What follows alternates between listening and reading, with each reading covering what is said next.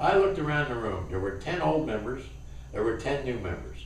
George III gave a rousing speech about fundamental fairness in government, why it was important to have continuity of leadership from the old to the new, how he'll provide anyone who switches to his side with the best, fairest, most appropriate leadership when handing out committees, handing out favors, and handing out parking places. They proposed first that we vote to accept the submitted proxies from both sides and win, and they would win if it was a test vote, and then hope to nominate Speaker for the second vote, pressuring for one possible switch to happen. I persisted.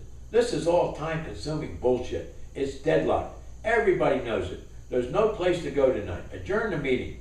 And I knew Bob Connor would switch. However, the old in the room also knew one of the new might switch if the chance came. They knew he was already wavering, and I knew he was going to switch to look like a party unifier. Gads. No one else on our side knew who it might be. I had never ratted the guy out. In fact, till I wrote this book, I never mentioned this story, ever. I was scared to death to let them take the test vote, because frankly, any son of a bitch in the room could be lurking behind a secret promise to switch. They'd have 12 and could elect their speaker tonight. So the panic set in, and I really did not know what to do. But I knew for absolute certainty I couldn't allow a public test vote tonight. And bingo, I got an idea. I jumped, so Ralph says, what happened? I got up slowly, I raised my hand, and I told the caucus, excuse me, but I have to take a leak. And I left the caucus room abruptly. I went straight into the men's room. One of the advantages of being a regular customer at the bar all the time was I remembered that there was a payphone in the men's room. I planned to make a call to track down George Jarvis. Somebody at his house gave me the number of the funeral home in New York. I asked for George. There was lots of noise in the background. George got on the phone. Tommy, thanks for calling. How did you find me? George, listen, I don't have time to explain things. I know it's tough for you, but I've got to ask you one question. Tommy, you didn't call me to talk about politics, did you? You Machiavellian son of a bitch. My mother's in a coffin right here laying in front of me. I'm here at the wake. I'm looking down at her face, you big prick. I interrupted. George, look, we're having our own problems here in the caucus. If we would take a test vote tonight and you were here, how would you vote? With you, of course, no question. What's the problem? I'll explain when you get home, George. I feel sorry for your situation. I love your mother, and I know your mother's in heaven. Goodbye. I hung up the phone. I took the written proxy that I had been given by Danny, the long yellow legal page. I took it out of my pocket. I creased it carefully with my thumb. I tore it carefully into 2 halves. I folded both halves again so that it would look like 2 different proxies, same color, same size.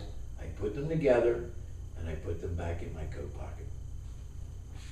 I stuck them in the inside coat pocket. I walked casually back into the caucus room. This is when Ralph said I was grinning from ear to ear. I sat down. I looked around at everyone. I pointed at each individual member on the other side individually, and I counted them on my fingers from 1 to 10. I started with Bob Connor. I went like this. 1, 2. I counted from 1 to 10. And then I said with a smirk, okay, George, let's vote proxies.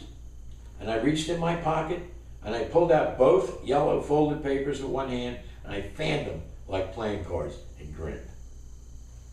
The old speaker and his gang looked at the 2 pieces of paper. They glanced at Bob Connor. They quickly made a motion. We're not accepting proxies. It carried. I quickly motioned to adjourn. It carried. And that's exactly what happened there, Ralph. Whew, it was close. Hovering newshawks were listening to me explain it. And they were laughing and rolling, and they were pestering for more details. The hovering Greenville gang and the establishment listening were really pissed off when they heard the story about what really happened. But it worked. The establishment wimps panicked and they chickened out. They knew they didn't have the votes and they decided not to test this guru. Whew, closest call I had had to date. According to the other side, they'd been hornswoggled, snookered, that I had cheated, had shaved points, had cut the edge, had stood on thin ice, and I got away with it. I felt great. I fucking won. My own constituents admired my gutsy instinct and laughed like hell at my rebellious behavior. I had barely campaigned for my own second election. I had spent only $250. On election night, I ran at the head of the ticket. The wimpy intellectuals running our party thought I was too reckless, bordering on insanity, maybe a little bit too crazy, and certainly un-American if not a communist. And clearly, I was definitely not in their establishment. Later that week, our new 12 showed up in a new caucus, Bobby already disciplined by all of us, and finally, we had the votes to take over the entire House. 12 votes stayed intact, and I was riding home with George in his car after our newly elected caucus leader of the House. We looked at each other, he quipped, "The lights are going to be burning late in Greenville tonight," and we near collapsed laughing. This may have been the beginning of my actual downfall run, or it may have been the United States Census case. The parking lot gang actually made history, to wit. I found a story that was published in Delaware's political historian, a lady named Celia Cohen.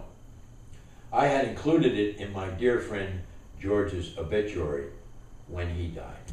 And I've included it in this book, and I want to read it to you. The headline was George Jarvis, Lawmaker and Cabinet Officer, 1927 to 2004, by Celia Cohen, the Grapevine political writer. George Jarvis, a Newark legislator, a state cabinet secretary, who played politics with the best of them when it was a merry medley of high spirits and hijinks.